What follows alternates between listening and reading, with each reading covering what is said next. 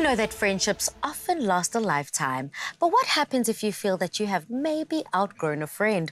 Well, someone to help us read the signs that a friendship has changed is our good friend, Alistair. It is so good to have you again. Thank you so much. Now, we have completely broken down friendships, from healthy friendships to toxic friendships, and how to let them go. But another dynamic that we often overlook is if you've outgrown a friend. So what are some of those telltale signs that you've outgrown a friendship that you might have thought would last a lifetime?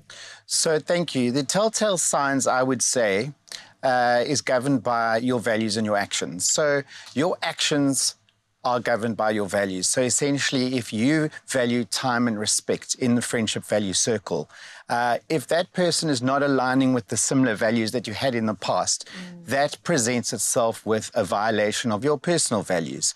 So in essence, then you have your answer or your idea that something is not flowing the way it should in terms of the friendship. That allows you obviously to question it and challenge it with yourself. What has changed in my value systems?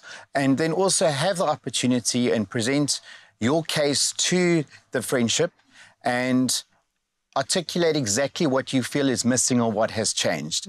In that way, it allows you to have a no-blame fault situation where essentially you could possibly shake hands, you can walk away, but you've also had the opportunity to articulate what your feelings are and what your concerns are, which also allows the other party to respond and to give you their version of events, remembering it is your reality and possibly your values have changed and the other person has moved on in another direction. So say, for example, if someone has had a child or has got a baby or lives in another city or a country now, even location-wise. So the person can no longer be as free of their time with you. Their values are different. Maybe they can't go out to restaurants and the bars and the social scenes that you possibly used to enjoy years ago when you were very close friends. Now the other person has got different values and you feel violated because the person isn't making time for you. When in actual fact, it's a very fair reason in their world why they can't make the appointments on time with you.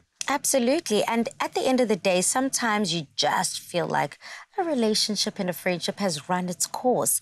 I mean, for myself, I experience it so often where I find myself in my life going a certain direction, but certain friends that I still love to this day, their life looks completely different. So what are some of those things we can look out for, and how does it feel seeing that a relationship has just run its course and maybe you're just forcing it now? 100%. I think sometimes the warranty is just up or the contract has expired and you can remember those times fondly.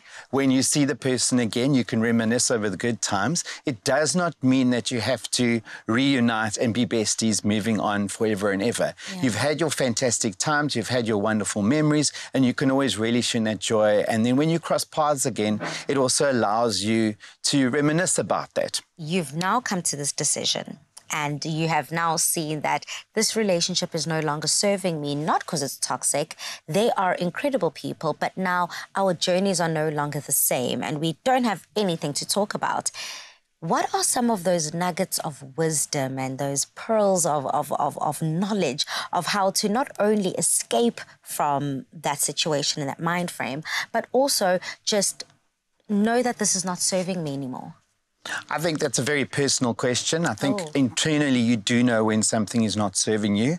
Ultimately, you don't need to justify it to the rest of the world.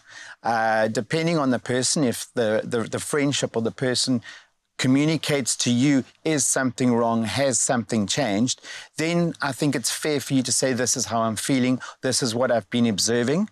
Remember, the person's behavior, it's not the person. So what's always great and a great buffer to have when you are possibly having a difficult conversation or just being honest, you can say, your behavior or your activity is what no longer in alliance with my values. So I feel violated when you don't meet me on time at the waterfront, or I spent an hour and you were on your phone the whole time. So those are the little nuggets that I think are the signs for yourself. And I don't think it's necessarily an explanation that is needed, because like you said, it's time that we've actually called it. The warranty's up. I wish you nothing but the best. Handshake, let's stay in touch. And you may also want to just move the person to an acquaintance as not a best friend or a bestie anymore, because I think what you will find is that there's a network of people that are all intertwined. It's not just you and that individual. So it makes it very difficult for communal friends if one friend has fallen out because of X, Y, and Z. Bearing in mind there's still going to be weddings to go to, there's still going to be gatherings that person you probably are going to cross paths with, because you have got such a history and a network together. Yeah. So it could also be rather selfish if you remove the person completely, rather move it to a civil acquaintance peripheral of the network or circle of friends that you have. Thank you so much, Alistair. You know, every time you sit down with us, as much as we're dealing with tough topics, you make it seem so relatable, so light, and definitely something that we can do and achieve. I appreciate it. Thank you. Now, this is often such a difficult topic or situation to contend with, but we hope that this interview gave you some food for thought. What a great show, Mzansi. Now, if you have missed anything, be sure to catch the repeats on Sunday at 8:30 a.m. But before I do say goodbye, I want to encourage you to go and vote on the 29th of May. Voting is your chance to stand up for the issues that you care about. This is your life, your future, and with your vote, you have a say in your future. So go and vote. Good night, goodbye, stay safe, and see you again next week. Bye.